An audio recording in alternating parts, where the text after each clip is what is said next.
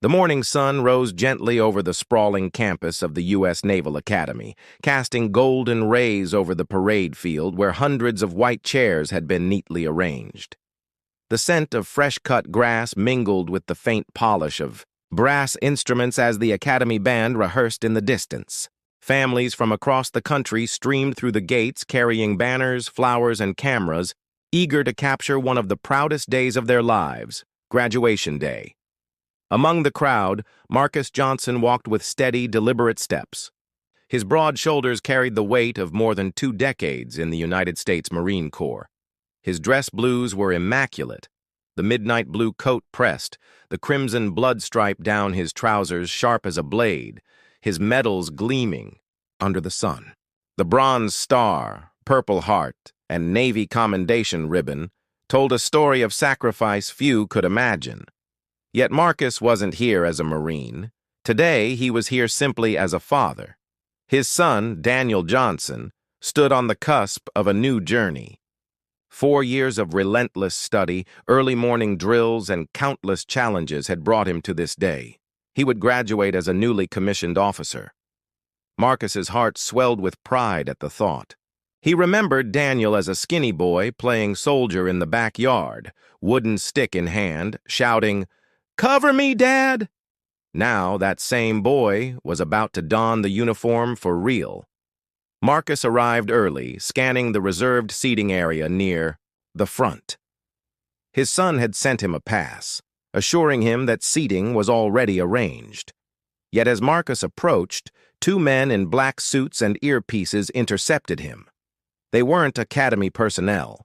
Rather, they looked like private security contractors, hired to manage the crowd. "Sir," one of them said curtly, holding up a hand. "This section is for family members of graduates only." Marcus smiled politely, reaching into his coat pocket. "That's exactly what I am. My son is graduating today, Daniel Johnson, 2nd row. Here's my pass." He handed the laminated card to the guard, expecting the matter to be over quickly. The guard glanced at it, then at Marcus, his expression hardening. "This doesn't look valid. Step aside." Marcus frowned. "It's valid. My son gave it to me. He's one of the top cadets."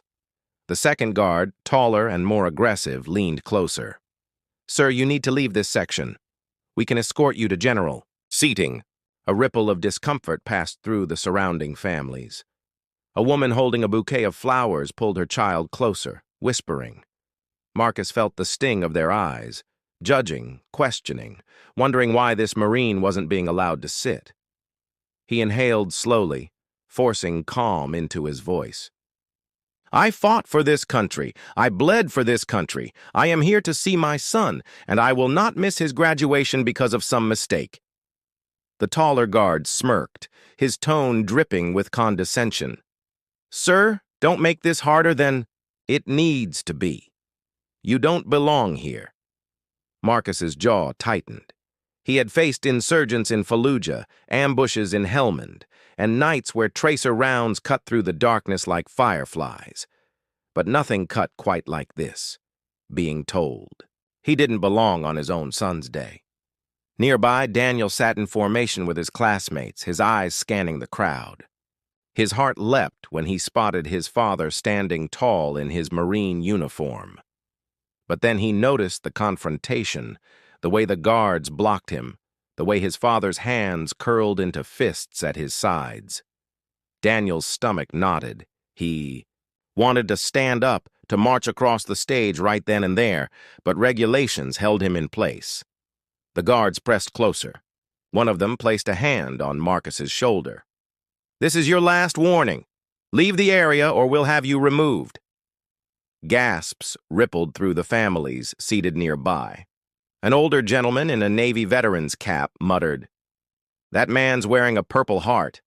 What the hell are they doing?" Marcus turned his head slowly toward the guard's hand on his shoulder. His voice was low, controlled but dangerous. "Son, if you don't take your hand off me, you'll regret it." The guard hesitated, sensing the steel in Marcus's words, but arrogance kept him from backing down. He shoved Marcus lightly. "Out, now!" The hall erupted in whispers. Some people stood, unsure whether to intervene. Daniel's fists clenched on his lap, his breathing ragged. But before he could act, before anyone could, something shifted in the room. From the back row, 6 figures rose in unison. They didn't wear suits, nor did they blend with the families around them. Their presence was commanding, their posture unmistakably military. Every step they took forward was measured, deliberate, filled with a quiet intensity that silenced the chatter in the hall. The guards, still focused on Marcus, didn't notice them at first, but the audience did. Heads turned, eyes widened, and the whispering stopped entirely. The men approached like shadows closing in. One, tall and broad-shouldered with a scar tracing his jawline, finally spoke. His voice cut through the tension, like a blade. "Touch that Marine again, and you'll regret it." The guards froze, their bravado evaporating in an instant. They turned to see the 6 men, Navy SEALs, unmistakable even out of uniform. Their eyes carried the weight of countless missions, their movements radiating lethal confidence. The tallest stepped forward, addressing the guards directly. "That man shed blood for this country. He's earned more right to sit here than anyone in this room." A hush fell over the entire hall. The band in the distance stopped playing. Even the academy staff paused at the stage, sensing the gravity of the moment. Marcus's heart pounded, not from fear, but from the surge of brotherhood. He recognized them, men he had fought beside in dusty villages, men who had pulled him from fire when everything seemed lost. They weren't just Navy SEALs, they were his brothers. The guards swallowed hard, their earlier arrogance gone. One stammered. We were just following orders." The SEAL's eyes narrowed. "Then consider this your final order. Step aside." The guards backed away, their faces pale, their authority crumbling. The SEALs closed ranks around Marcus, their presence a shield of unspoken loyalty. Daniel, watching from the stage, felt tears sting his eyes. His father wasn't alone. He never had been. The room, once buzzing with judgment and whispers, was now silent. Silenced not by force, but by respect. And that was only the beginning. The hall that moments ago brimmed with laughter and chatter was now gripped by silence. All eyes were fixed on the tense standoff near the reserved seating. The 2 guards, who only minutes earlier puffed their chests with authority, now stood, stiff, their confidence crumbling beneath the gaze of 6 Navy SEALs. Marcus Johnson remained perfectly still, his square jaw clenched, his dark eyes burning with the restraint of a man who had spent his life mastering discipline. Though he had every right to unleash his anger, he remembered where he was, his son's graduation. He would not be the one to ruin Daniel's day, but the guards had already done enough damage. The taller of the 2 tried to salvage some pride. Clearing his throat, he muttered, "This isn't necessary. We were only—" The SEAL leader, scar-faced and broad, stepped closer, cutting him off with a glare. His voice carried no volume, but its weight dropped like a hammer. "You were only what? Harassing a decorated Marine? On the most important day of his son's life?" He leaned in, his nose inches from the guards. "You put your hands on him. That's not a mistake. That's disrespect." The other SEALs closed in, surrounding Marcus in a protective semicircle. Each one stood like a statue carved from granite, their eyes fixed on the guards. The crowd, still frozen in anticipation, whispered among themselves. Words like Marine, SEALs, and disgrace rippled through the air. Marcus shifted slightly, speaking for the first time since his brothers had intervened. His tone was calm, but every syllable carried thunder. "Stand down, boys." "This isn't a battlefield." The SEAL leader turned his head, regarding Marcus with quiet respect. "With all due respect, Gunny, sometimes it takes a battlefield to remind people of honor." The crowd gasped at the word Gunny. A few older veterans nodded knowingly. Gunnery sergeant wasn't just a title, it was a badge of hard-earned authority. The taller guard swallowed, beads of sweat forming at his temple. His hand twitched near the radio clipped to his belt. We should call for backup. Another SEAL stepped forward, his voice cold as ice. Go ahead, call whoever you want. We've got all day. The implied threat hung heavy in the air. The guard's bravado cracked entirely. Neither dared to move. Meanwhile, on stage, Daniel Johnson was fighting an internal war.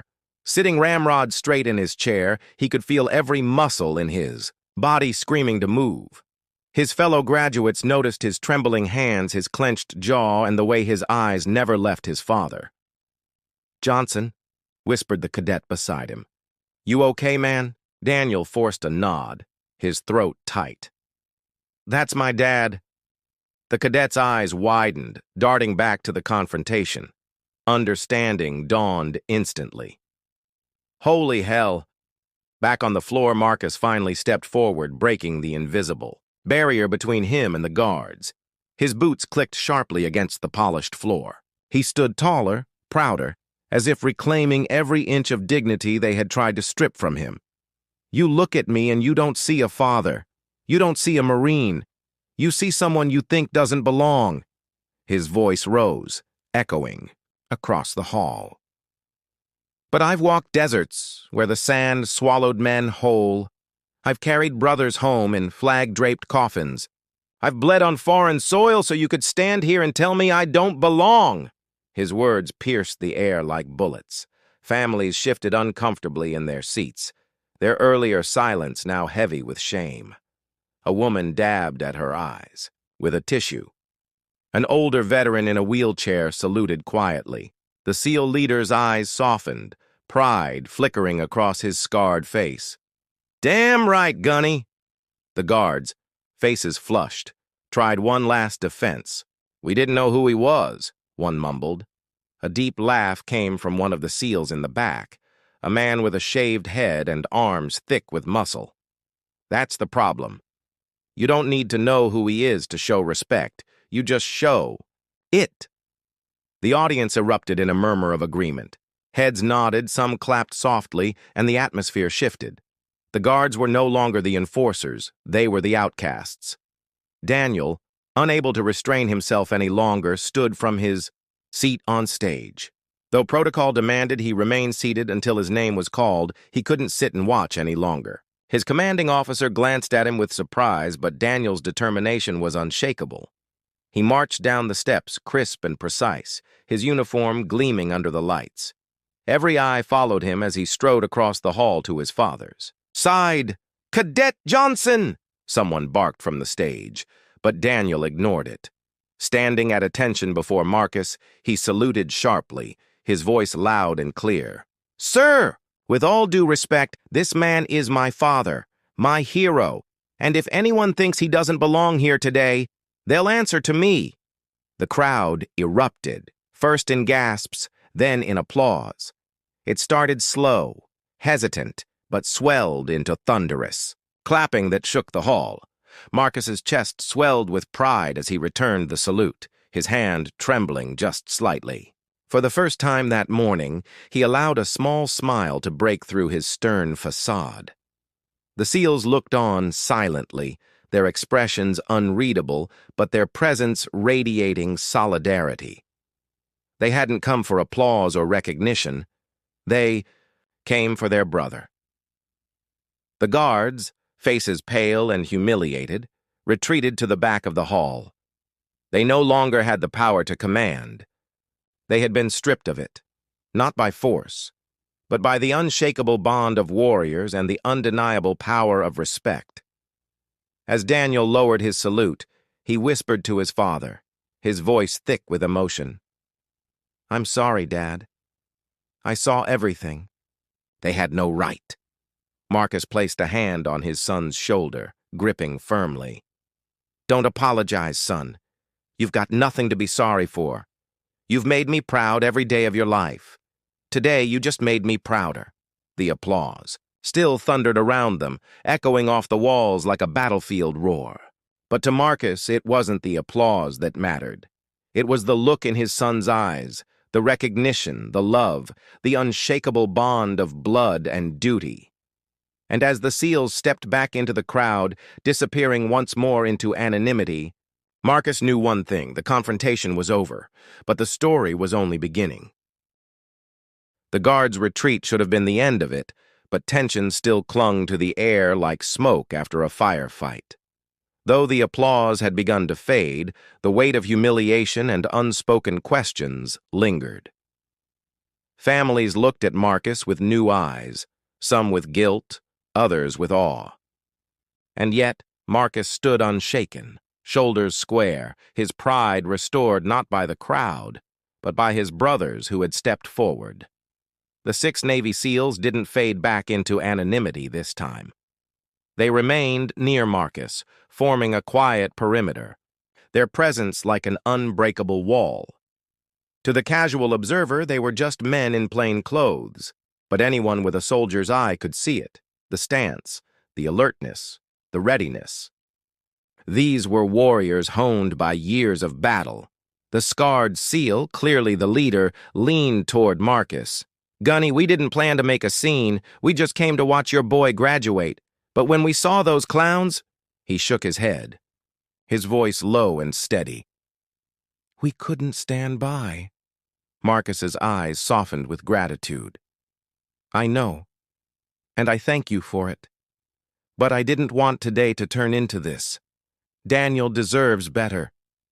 Another SEAL, younger but with eyes that told of a dozen deployments, spoke up. "Respectfully, Gunny, today's about more than Daniel. Today's about you, too. Your son stands on that stage because of the path you carved.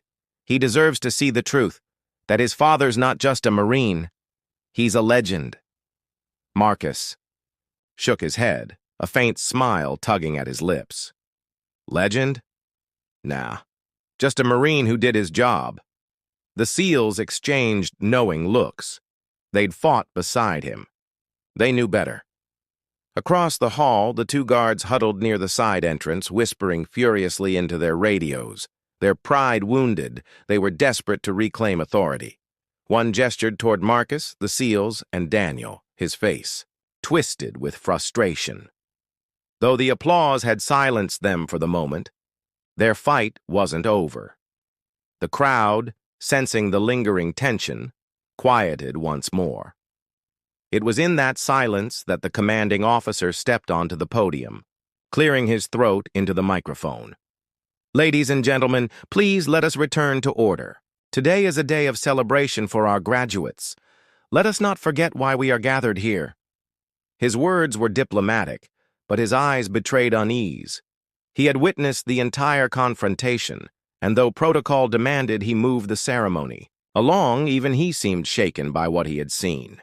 The announcer resumed calling names, and one by one, cadets marched across the stage to receive their commissions. Applause filled the air again, but it was subdued, as though the audience was still processing what had just transpired. When Daniel's name finally rang out, Ensign Daniel Marcus Johnson, the hall erupted in cheers, louder than any before. Families clapped, veterans saluted, and the band struck a triumphant chord. Daniel marched across the stage, his chin high, his salute sharp and unwavering. He accepted his commission with pride, but his eyes never left his father in the crowd. Each step he took off the stage was measured, deliberate, until he reached Marcus once more. The announcer's voice carried over the loudspeakers. And joining him in recognition, his father, Gunnery Sergeant Marcus Johnson, United States Marine Corps, Bronze Star, Purple Heart. The hall shook with thunderous applause. Even those who moments ago had whispered doubt now rose to their feet. The wave of clapping and cheers rolled through the crowd like a tide, unstoppable and overwhelming. The SEALs straightened, standing at attention. One by one, they saluted Marcus, not as a gesture for the crowd, but as a Brotherhood's tribute. The audience, though not military, understood enough to fall silent in reverence. Marcus, though humbled, remained stoic. He returned the salute, his hand trembling slightly. Memories of battles fought, brothers lost, and years of service flashed before his eyes. But this single moment of standing beside his son, surrounded by those who understood honor, was greater than any medal pinned to his chest. The two guards, still lurking at the edge, tried once more to assert themselves. They pushed through the crowd, raising their voices. "This isn't proper procedure! You can't just—" Before they could finish, the scarred SEAL turned sharply, his voice booming across the hall without need of a microphone. "Enough!" The single word silenced not just the guards, but the entire audience. His tone carried the authority of a man who had given orders in combat zones where silence meant survival. He stepped toward the guards, each stride deliberate. "You humiliated a Marine in front of his family. You laid hands on him. And then, when shown your mistake, you doubled down instead of apologizing." He stopped inches from them, his presence towering. "That's not security. That's cowardice." The guards shrank back, their earlier arrogance reduced to ashes. The audience murmured in agreement, veterans shaking their heads in disgust. Another SEAL stepped forward, his voice calm but cutting. "Men like him," he gestured to Marcus, "are the reason you get to wear that uniform at all. Don't ever forget that." The guards, now completely defeated, lowered their heads and slunk away, vanishing into the crowd. The hall remained silent for several heartbeats after they left. Then, slowly, deliberately, the scarred SEAL turned back to the audience. "Ladies and gentlemen," he said, his voice softer now, "today we celebrate the future of this nation's Navy. But let us not forget the past, the sacrifices made, the bloodshed, the honor earned by men and women like Gunnery Sergeant Marcus Johnson. Without them, there is no future." The audience erupted in applause once more, this time not for a graduate, but for the man who had been nearly cast aside. It wasn't just clapping, it was a standing ovation, a recognition of something greater than ceremony. Daniel, standing beside his father, whispered, "They see you now, Dad, the way I always have." Marcus placed a steady hand on his son's shoulder, his eyes glistening, though he refused to let the tears fall. "No, son, they see us. This is your day, and nothing can take that away." The SEALs, their mission complete, stepped back once more into the shadows. They hadn't come for recognition, and they didn't linger for applause. They came for one reason, to stand by their brother when he needed them most, and in doing so they silenced not just two arrogant guards, but an entire hall, reminding everyone present of the true meaning of service, sacrifice, and respect. But the day still held one final revelation. The ovation thundered through the hall, echoing against the high rafters like the roar of a battlefield victory. But Marcus Johnson remained rooted to the spot, his chest rising and falling with steady discipline. He had stood before generals, senators, even presidents, yet this moment carried a weight unlike any other. The applause wasn't just for his medals or his record. It was for the bond between a father and his son, the respect between warriors, and the dignity no one could strip away. The announcer attempted to bring the ceremony back on track, his voice shaky but determined. "Ladies and gentlemen, please, let us continue with our program. Today is not only about the achievements of our cadets, but also about the families who stood by them, the mentors who guided them, and the heroes who paved the way." The applause faded into murmurs of agreement, and one by one the graduates received their commissions. Yet the energy in the hall was forever changed. Every time a name was called, eyes flicked back toward Marcus and Daniel, as though silently, acknowledging the moment that had redefined the day. When the final cadet crossed the stage, the commanding officer stepped forward. He was a tall, dignified man with silver at his temples and ribbons adorning his chest. Adjusting the microphone, he cleared his throat. "Before we conclude, I would like to acknowledge something extraordinary that occurred here today." His voice carried a gravity that silenced the room instantly. Graduations are moments of transition, but they are also moments of reflection, moments when we remember the sacrifices that made this possible. He turned toward Marcus. In this hall stands a man who embodies those sacrifices. Gunnery Sergeant Marcus Johnson, Bronze Star, Purple Heart, United States Marine Corps. A ripple of emotion passed through the crowd. The officer continued, his voice firm. Many of us in this room wear the uniform or support those who do. But let us be clear, without men like Gunnery Sergeant Johnson, there would be no stage, no ceremony, no tomorrow to celebrate. The audience erupted once more in applause, louder, longer, more thunderous than before. The sound seemed to vibrate through the very walls, filling every corner of the hall. Veterans rose to salute. Families stood to their feet. Even the band members placed their instruments aside to clap. Marcus stood stiff and unyielding, his eyes fixed forward. But inside, something broke loose, a flood of pride, of relief, of vindication, not for himself, but for his son. For Daniel, to see this, to witness the respect that had almost been denied, that was the true victory. The commanding officer raised a hand, calling for quiet. Ensign Johnson, he said, turning toward Daniel, your journey begins today. You will serve with honor, as your father has. And one day you too will pass the torch to another generation. But never forget whose shoulders you stand upon. Daniel's throat tightened. He snapped to attention, his salute crisp and perfect. Yes, sir, the officer nodded. Then, in a move that startled the entire hall, he stepped down from the podium and approached Marcus directly. Standing before the Marine, he saluted. High, sharp, unwavering. Semper Fi, Gunnery Sergeant, we owe you more than we can ever repay. The hall fell silent. Marcus hesitated for the briefest of moments before returning the salute. His hand trembled, not from weakness, but from the overwhelming tide of emotion. When the officer lowered his hand, he leaned closer. You deserved better than what those guards gave you. Let this hall correct that mistake.